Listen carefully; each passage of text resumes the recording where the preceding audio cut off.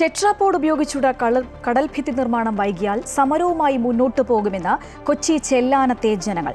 നിർമ്മാണ പ്രവർത്തികൾക്കുള്ള പ്രാരംഭ നടപടികൾ പോലും തുടങ്ങിയിട്ടില്ല. സർക്കാർ വാഗ്ദാനം പാലിച്ചില്ല എങ്കിൽ തദ്ദേശ തെരഞ്ഞെടുപ്പ് ബഹിഷ്കരിക്കാനാണ് സമരസമിതിയുടെ തീരുമാനം.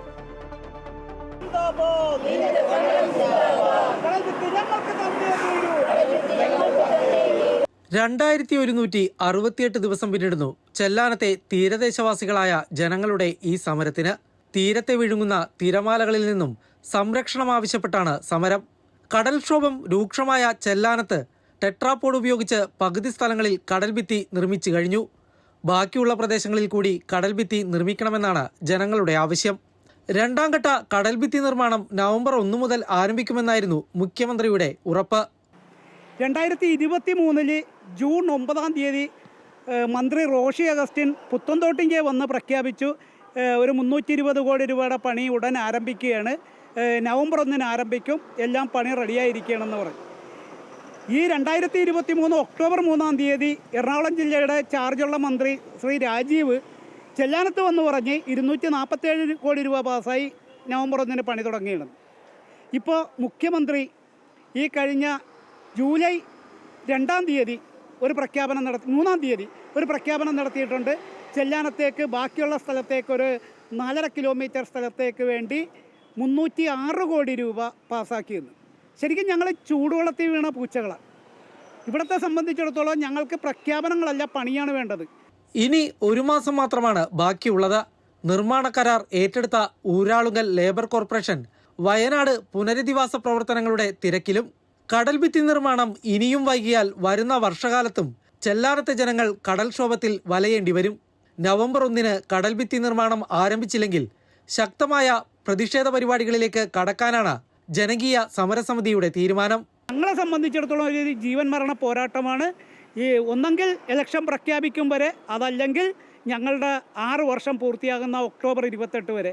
അതിനുള്ളിൽ പണി ആരംഭിച്ചില്ല എങ്കിൽ ഞങ്ങൾ സമരം ശക്തമാക്കാനാണ് തീരുമാനിച്ചിരിക്കുന്നത്. ടെട്രാപോഡ് കടൽഭിത്തി നിർമ്മാണത്തോടൊപ്പം കൊച്ചി പോർട്ട് ഡ്രഡ്ജ് ചെയ്യുന്ന മണൽ തീരത്ത് നിക്ഷേപിക്കണമെന്ന ആവശ്യവും സമരസമിതി മുന്നോട്ട് വെക്കുന്നുണ്ട്. തീരത്തെ മണലൊലിപ്പ് തടയാനാണ് ഈ ആവശ്യം.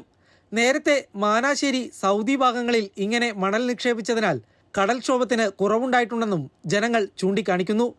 അമൃത ന്യൂസ്, കൊച്ചി. കൂടുതൽ പ്രതികരണങ്ങളിലേക്ക്.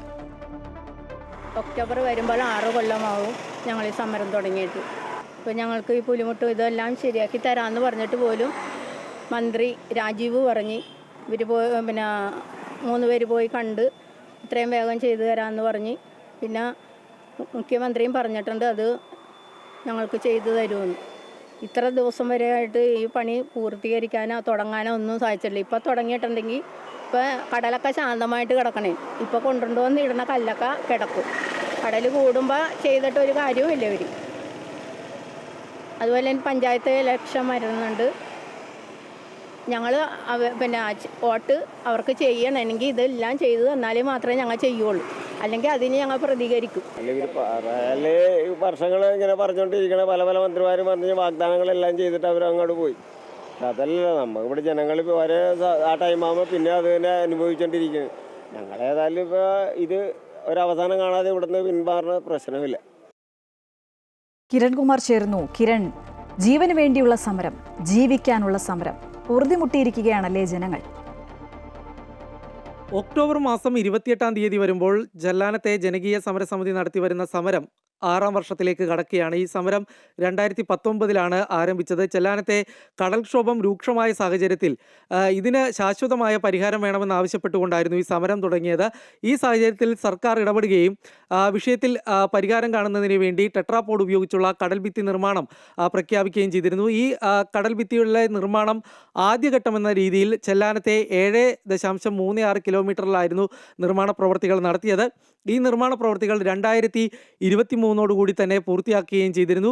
അതിനുശേഷം 2023 ജൂൺ മാസത്തിൽ മന്ത്രി റോഷി അഗസ്റ്റിൻ ചെല്ലാനം സന്ദർശിക്കുകയും ഇതിൻ്റെ 2ാം ഘട്ടമെന്ന രീതിയിൽ ചെല്ലാനത്തെ ബാക്കി പ്രദേശങ്ങളിൽ കൂടി നിർമ്മാണ പ്രവർത്തികൾ നടത്തും എന്നാണ് അദ്ദേഹം അറിയിച്ചിരുന്നത്.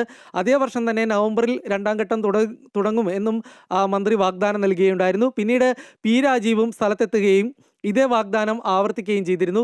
എന്നാൽ 2 വർഷം പിന്നിടുന്നു. ഇതുവരെ ഈ രണ്ടാം ഘട്ടത്തിൻ്റെ നിർമ്മാണ പ്രവൃത്തികൾ തുടങ്ങിയിട്ടില്ല എന്നുള്ളൊരു പരാതി തന്നെയാണ് പ്രധാനമായിട്ടും ഉയരുന്നത്. ഈ രണ്ടാം ഘട്ടം തുടങ്ങാത്ത ഒരു സാഹചര്യത്തിൽ ചെല്ലാനത്തെ ബാക്കി പ്രദേശങ്ങളിലും ശക്തമായ കടൽക്ഷോഭമാണ് ഉണ്ടായത്.